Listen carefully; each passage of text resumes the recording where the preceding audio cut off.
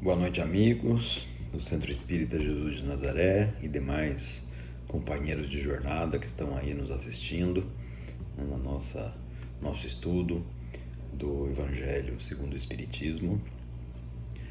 Vamos pedir aos nossos anjos guardiões, aos nossos amigos, trabalhadores espirituais do Centro Espírita Jesus de Nazaré, que acompanhem esse nosso estudo, que clareiem as nossas mentes para que nós possamos cada vez mais colocar o Evangelho no dia a dia das nossas vidas.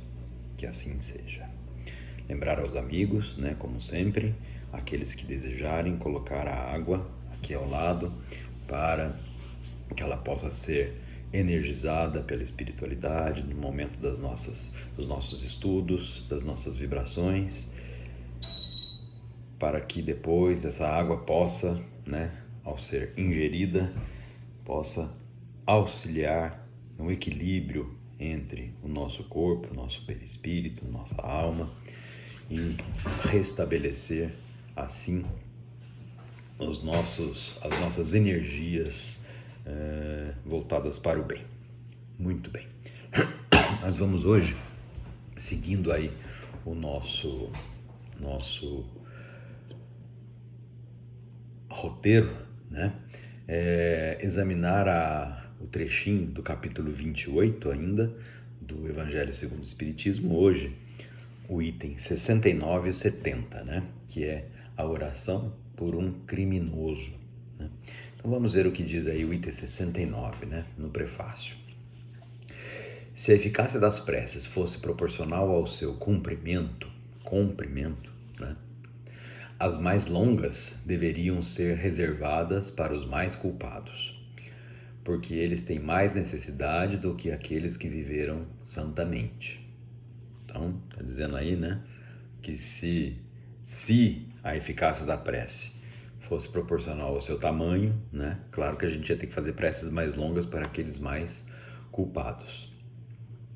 Recusá-las, preces, né, aos criminosos é faltar com a caridade e desconhecer a misericórdia de Deus. Crê-las inúteis porque um homem teria cometido esta ou aquela falta é pré-julgar a justiça do Altíssimo. Então, aqui vem a lembrança, né, de que nós não devemos cometer nenhum tipo de julgamento, embora a gente tenha o hábito, né, de fazer muito isso, né, nas mais simples coisas do dia a dia. Muitas vezes a gente está julgando e muitas das vezes, quando nós apontamos o dedo para julgar alguém, nós estamos muitas vezes nos referindo a defeitos do nosso próprio caráter que nós estamos colocando no outro e apontando, né? Então nós temos que tomar muito cuidado com o apontar e com o julgar, né? Seguindo aqui a linha de raciocínio do Evangelho, né, da semana passada, do amai os vossos inimigos, que né, meio que um dos pilares, né, de toda a mensagem do Evangelho, que nós devemos amar a todos, né, inclusive aos nossos inimigos. Nós não podemos negar, né, que também devemos amar, e não devemos negar a oração aos criminosos. Nós não devemos julgar os criminosos. É evidente que nós conseguimos discernir o que é certo, o que é errado, mas perante a justiça de Deus nós não sabemos, né, quais foram os motivos, em que circunstâncias o crime foi cometido, e não cabe a nós dizer, né, em que circunstâncias aquela pessoa deve pagar pelo seu crime, né? Cada caso é um caso.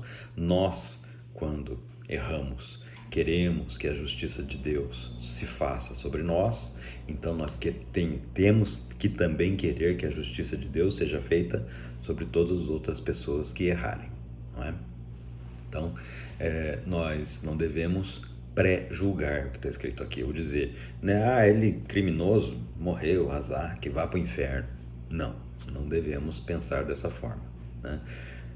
Temos que ter compaixão, temos que pedir a Deus que ilumine aquela pobre alma e que ela encontre os meios de reaver aquilo que perdeu com o crime que cometeu, né? Não cabe a nós o julgamento. E aí vem, então, a prece, né? Senhor Deus de misericórdia, não repilais, a prece é só uma sugestão, lembrando, né, como sempre. Senhor Deus de misericórdia, não repilais esse criminoso que acaba de deixar a terra. A justiça dos homens pôde atingi-lo, entretanto, não o isentou da vossa justiça, se seu coração não foi tocado pelo remorso. Erguei a venda que lhe oculta a gravidade das suas faltas. Possa o seu arrependimento encontrar graça diante de vós e aliviar os sofrimentos de sua alma. Possam também as nossas preces e a intercessão dos bons espíritos levar-lhe a esperança e a consolação. Inspirai-lhe o desejo de reparar as suas más ações numa nova existência e dar-lhes a força de não sucumbir nas novas lutas que empreenderá. Senhor, tende piedade dele, assim como de nós, né? Porque nós todos erramos e todos nós somos dignos da misericórdia de Deus. Bem, coisas que nós devemos sempre lembrar, né? Que dentro do próprio Evangelho, né? Diz que a verdadeira caridade, né? É um dos mais sublimes ensinamentos de Deus para o mundo, né? Mas o que vem a ser a verdadeira caridade, né? A verdadeira caridade é a gente exatamente, né, fazer aquilo que nos é mais difícil, porque dar um dinheiro que está sobrando para um pobre, dar aquilo que está sobrando para alguém, rezar para os nossos amigos, pela nossa família, isso tudo nos dá até um certo prazer de fazer, né? Mas nós entendemos que rezar para os nossos inimigos, rezar para os criminosos, rezar por aquelas pessoas que cometeram barbaridades, né? Isso não é uma coisa que é fácil de se fazer, mas nós temos que entender que o nosso planeta só vai evoluir na condição geral de planeta quando todos nós aqui estamos, evoluirmos, né? Então, nós temos que também rezar, né, pedir a Deus pela elevação espiritual daqueles que estão em erro neste momento, em erros talvez mais graves do que aqueles que nós cometemos ou não sabemos, né? Porque muitas coisas que aos nossos olhos e perante a nossa sociedade é perfeitamente normal, mas perante a justiça de Deus pode ser alguma coisa inaceitável, né? Então, esse também é um aspecto que deve ser olhado. Um outro aspecto que deve ser olhado é que nós devemos lembrar que aquele que comete crimes muitas vezes não conhece as leis de Deus, né? E por isso deles menos será cobrado, ao passo que nós que estamos estudando e estamos já cientes das leis de Deus, se cometêssemos o mesmo crime, de nós mais seria cobrado, não é? Então, temos que nos colocar aqui em posição de humildade, né? De seres que erram. Se nós não fôssemos seres que erram, não estaríamos encarnados aqui num planeta de provas e expiações, né? Felizmente, nós não temos condição de lembrar de nossas encarnações anteriores, porque isso talvez nos mostrasse horrores que nós cometemos muitas vezes, né? E então não cabe a nós, repito, julgar aqueles que estão lá nesse momento cometendo crimes, né?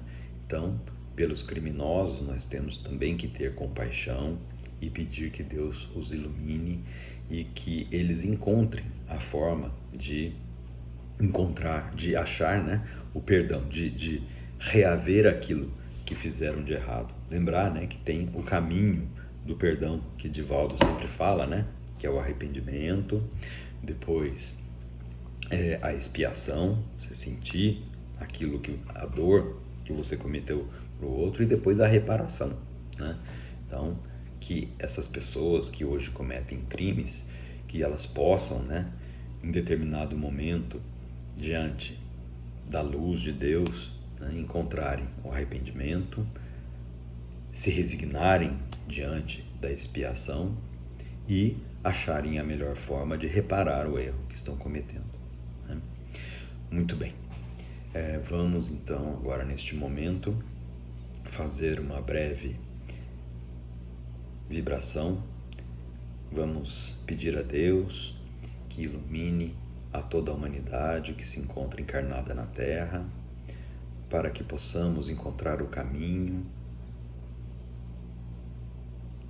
para a nossa redenção diante dos ensinamentos de Jesus. Vamos pedir a Deus que ilumine a todos aqueles que estão na Terra também, porém já desencarnados, e que possam estes nossos irmãos também encontrar a luz de Jesus e encontrarem o caminho para novas reencarnações, fazendo assim que o ciclo de vida eterna na Terra se propague rumo à perfeição do nosso planeta. Que assim seja. Meus amigos, muito obrigado e até a próxima quarta-feira com um estudo do Livro dos Espíritos.